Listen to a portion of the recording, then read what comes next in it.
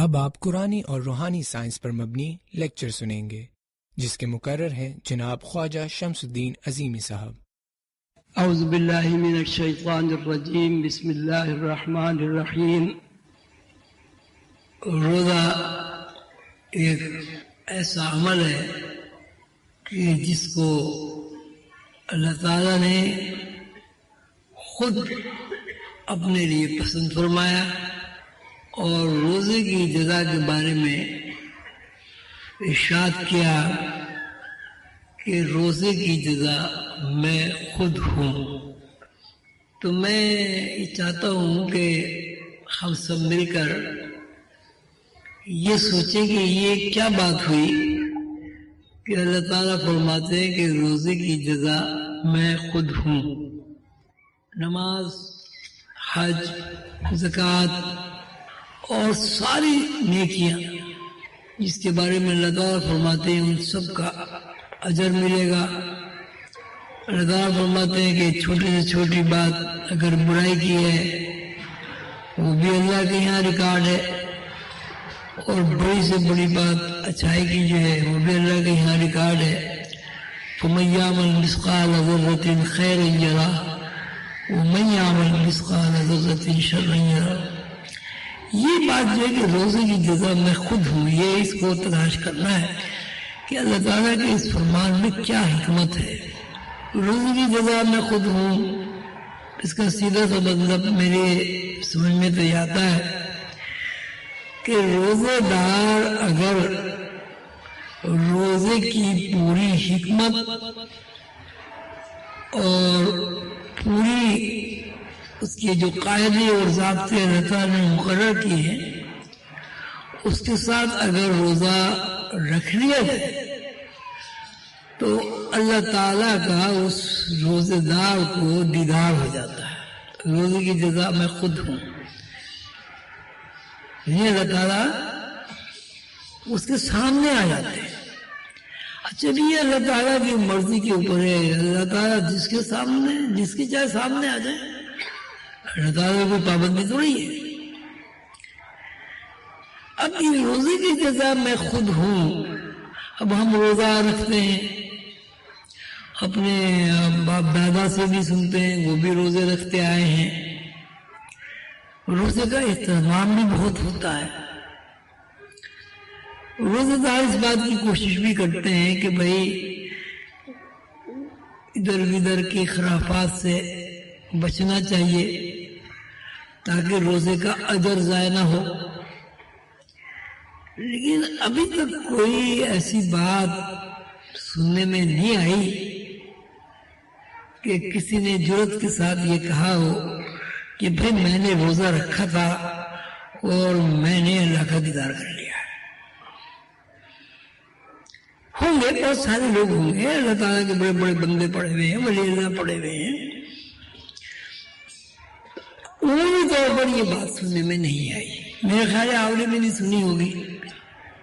تو یہ بات کہ روزے کی جزا میں خود ہوں، یہ کس طرح حاصل ہو؟ روزہ تو ہم رکھتے ہیں، بھوکا رہنا یہ بھی آپ کے ذہن میں آ گیا، لیکن اللہ تعالیٰ جب یہ کہتے ہیں کہ روزے کی جزا میں خود ہوں تو اس کا مطلب یہ نہیں ہوتا کہ آدمی نے ایک دفعہ اللہ کو دیکھ لیا۔ میری سمجھ کے مطابق اس کا مطلب یہ ہوتا ہے کہ روزے دار کے اندر ایک ایسی طرز فکر راسخ ہو جاتی ہے کہ وہ بندہ اس طرز فکر سے اللہ کے علاوہ کچھ دیکھتا ہی نہیں ہے، ایک طرز فکر حاصل ہو جاتی ہے اس سے۔ اچھا طرز فکر کے بارے میں ہم سب کا مشاہدہ ہے اور ہم سب جانتے ہیں اس بات کو کہ طرز فکر ماحول سے بنتی ہے۔ اب وہ ماحول کے دو حصے ہوتے ہیں، ایک ماحول ہوتا ہے والدین کا، گھر کا ماحول، ماں باپ، دادا دادی، نانا نانی، خالہ پھوپھی، اور ایک ماحول ہوتا ہے گھر سے باہر کا۔ گھر کا ماحول ذرا کم افراد پر مشتمل ہوتا ہے، باہر کا ماحول زیادہ افراد پر مشتمل ہوتا ہے۔ اب جب بچہ باہر نکلتا ہے تو ہر طرح کے لوگوں سے اس کی میل جول ہوتی ہے، ملاقات ہوتی ہے، لیکن یہ بات طے ہے کہ اس سے کوئی آدمی انکار نہیں کر سکتا کہ بچے کی جو ذہنی تربیت ہوتی ہے وہ ماحول کے زیر اثر ہوتی ہے. اب دیکھیں ماں باپ کسی ایسے ماحول میں ایسے محلے میں رہتے ہیں جہاں کے حالات اچھے نہیں ہوتے تو وہی دیکھتے ہیں ہمارے بچے تو خراب ہو رہے ہیں بھائی اس ماحول میں، تو وہ کوئی بھی جتن کر کے خرچہ کر کے، کچھ لوگ جو یہ دیکھا میں نے گھر بھیج دیتے بھائی یہ محلہ جو ہے اس قابل نہیں ہے کہ یہاں ہمارے بچے رہیں خراب ہو جائیں گے. وہ ایسے ماحول میں جانا پسند کرتے ہیں کہ جہاں بچوں کی تربیت صحیح ہو، اور ایسا ہوتا ہے. بہت سارے تجربات آپ کو بھی ہوں گے، مجھے بھی ہوئے کہ ایسے ماحول میں بچے رہے کہ جہاں بچے پڑھتے نہیں ہیں، جہالت ہے، یا والدین کے اندر علم کا ذوق نہیں ہے، یا والدین میں خاندانی روایات کا فقدان ہے. جب ہم یہ دیکھتے ہیں کہ ہمارے بچے اس ماحول میں خراب ہو رہے ہیں تو ہم اس ماحول کو چھوڑ دیتے ہیں، اور یہ تجربہ ہے کہ بچے ہمارے ٹھیک ہو جاتے ہیں. اسی طرح اسکولوں کا بھی ہے، اسکول میں ہم بچوں کو بھیجتے ہیں تو وہ بھی اسی لیے بھیجتے ہیں تاکہ بچے کو ایک اچھا ماحول ملے. تو اب ہمیں یہ سوچنا چاہیے، اور ہم یہ سوچنے پر مجبور ہیں، اس کے علاوہ کوئی حل ہماری سمجھ میں نہیں آتا کہ ماحول کے زیر اثر طرز فکر بنتی ہے. ماحول اچھا ہوگا آپ اچھے ہو جائیں گے، ماحول خراب ہوگا تو آپ ماحول کے زیر اثر ضرور آپ کے اندر خرابیاں پیدا ہو جائیں. آپ کا بیٹا ایسے بچوں میں کھیلے گا جو گالم گلوچ کرتے ہیں، وہ گالی دینا شروع کر دے گا.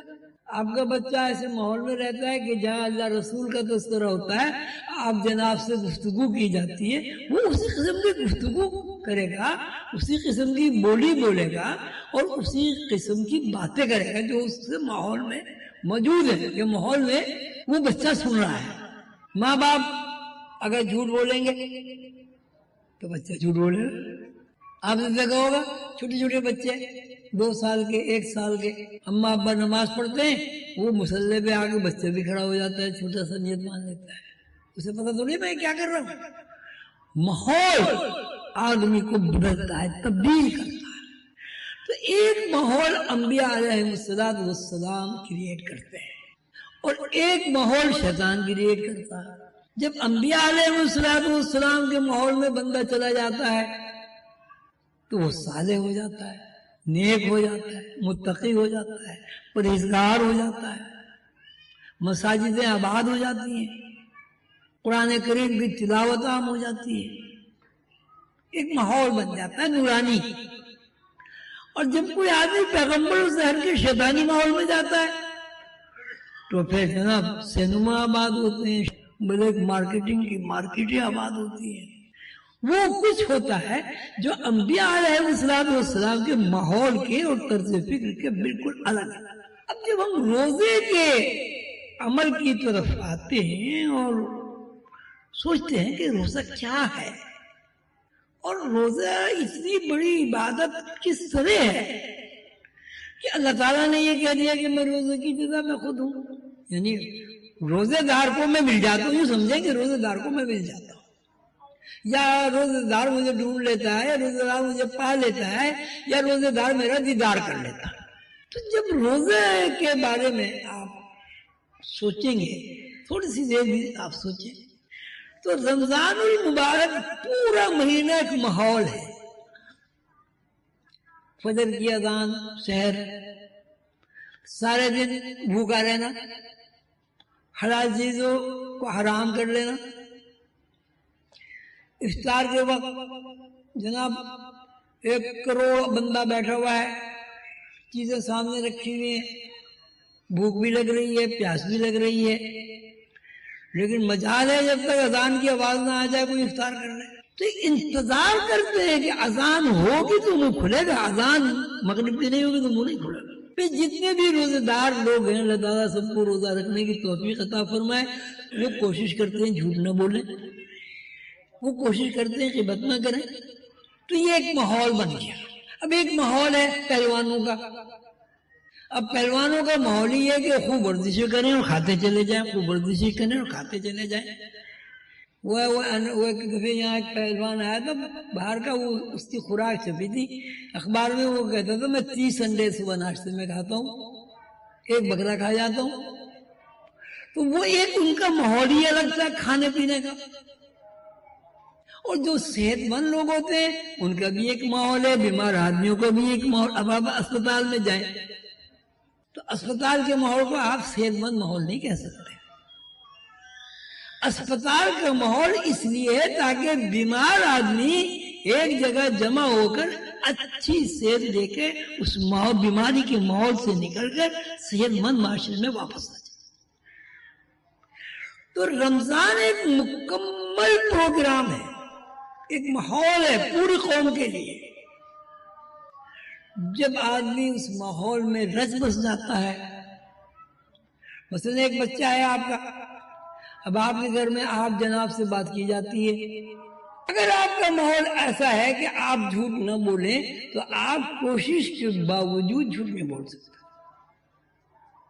اگر آپ کے ماحول میں آپ کی طبیعت اس طرح کر دی گئی کسی کی دل آزاری نہیں کرنی تو آپ کتنے ہی چاہیں دل آزاری نہیں کر سکتے. اور اگر آپ نے دل آزاری کسی کی آپ سے ہو گئی تو آپ کا ضمیر برابر کرتا رہتا ہے.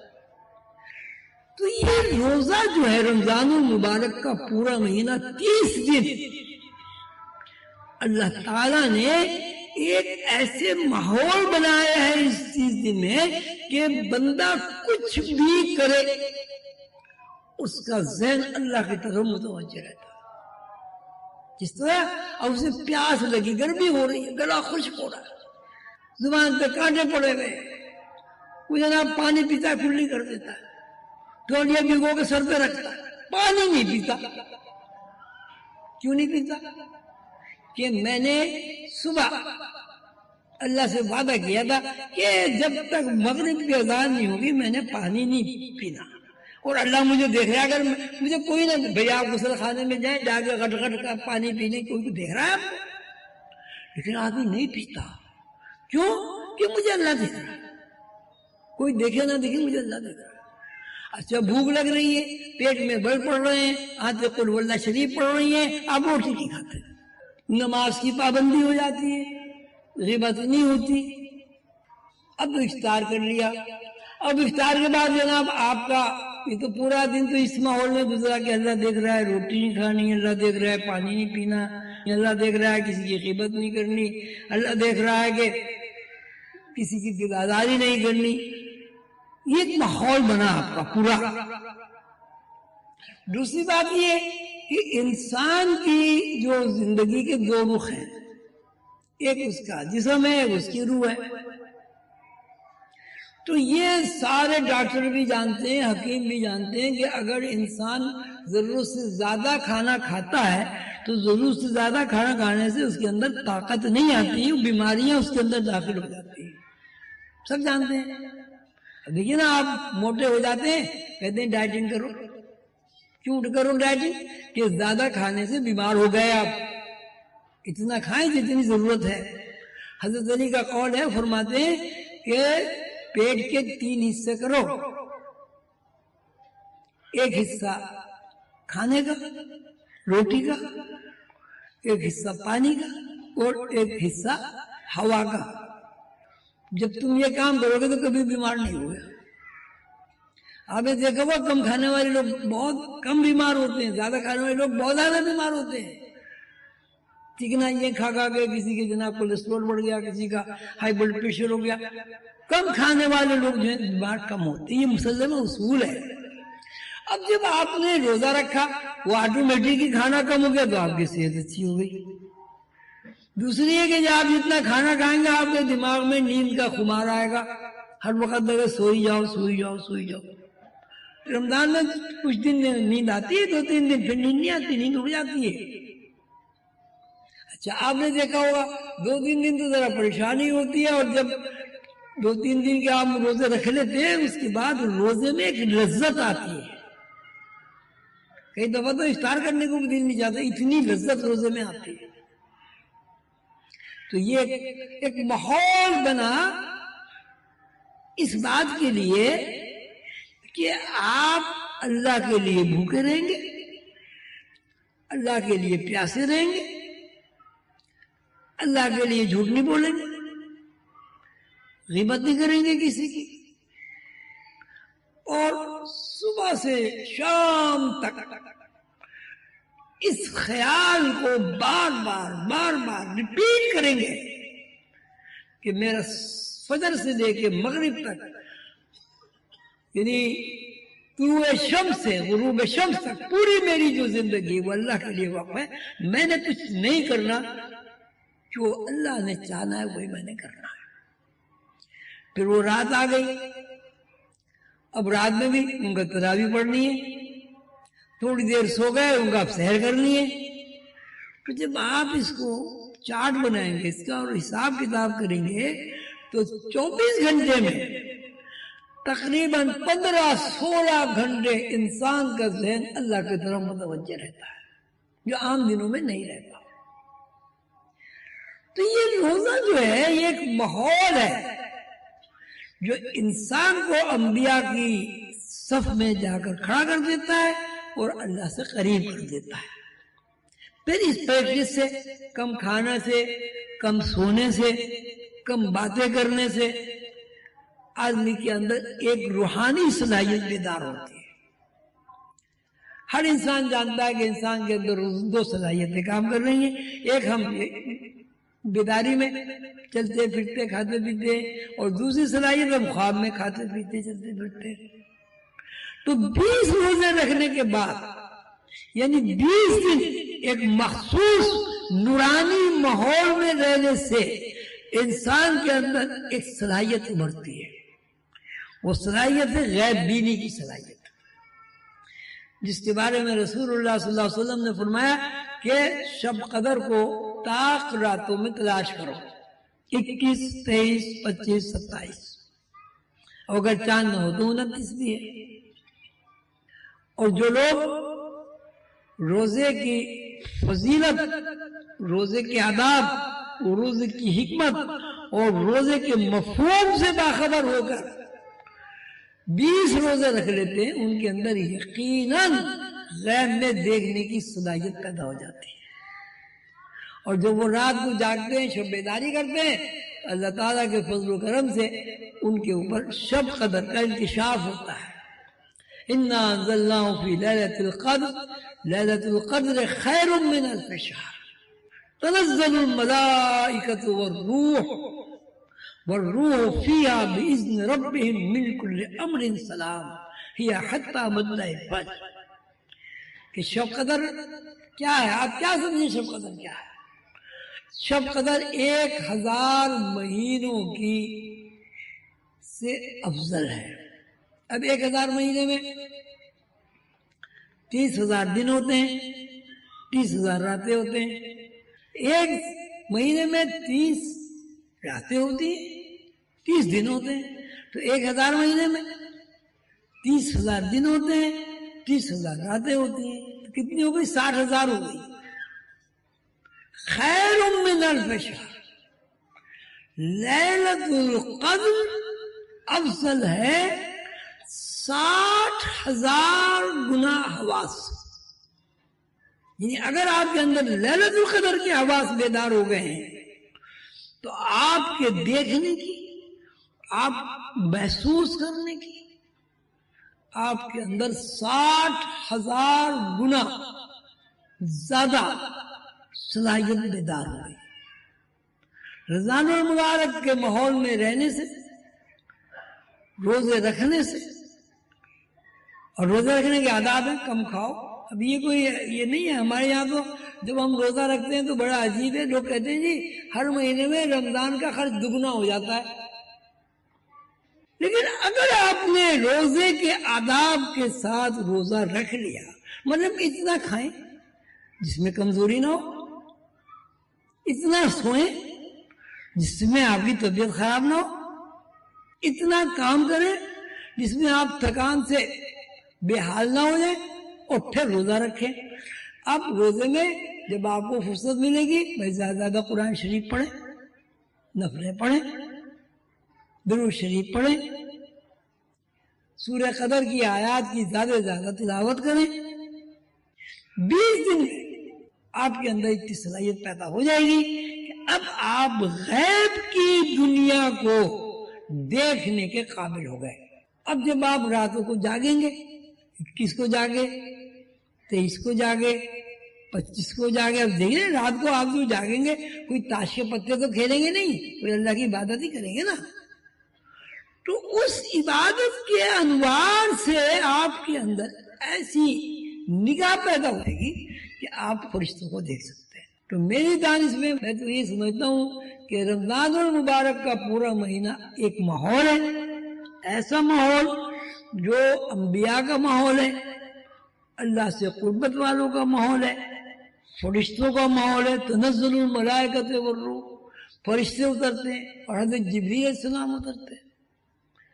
اور اس ماحول میں جب آپ رچ گئے، بس گئے، تو اب پورے سال، اب ایک مہینے کے ماحول میں اگر آپ اللہ تعالیٰ سے قربت آپ کو حاصل ہو گئی، بس ٹھیک ہے، بس سارے سال آپ کو وہ قربت حاصل رہے گی. شرط یہ ہے کہ روزے کو روزے کے آداب کے ساتھ رکھا جائے. اللہ تعالیٰ آپ سب کو خوش رکھے، آپ کو توفیق دے، مجھے بھی توفیق دے کہ ہمیں انبیاء علیہ السلام کے نقش قدم پر چلنے کی جو رسول اللہ صلی اللہ علیہ وسلم نے ہدایت عطا فرمائی ہے، ہم اس پر بھرپور طریقے سے عمل کریں، اور رمضان المبارک کی برکات سے ہم سب کو مستفید ہونے کی توفیق عطا فرمائے. آمین یا رب العالمین. ابھی آپ قرآنی اور روحانی سائنس پر مبنی لیکچر سن رہے تھے، جس کے مقرر تھے جناب خواجہ شمس الدین عظیمی صاحب.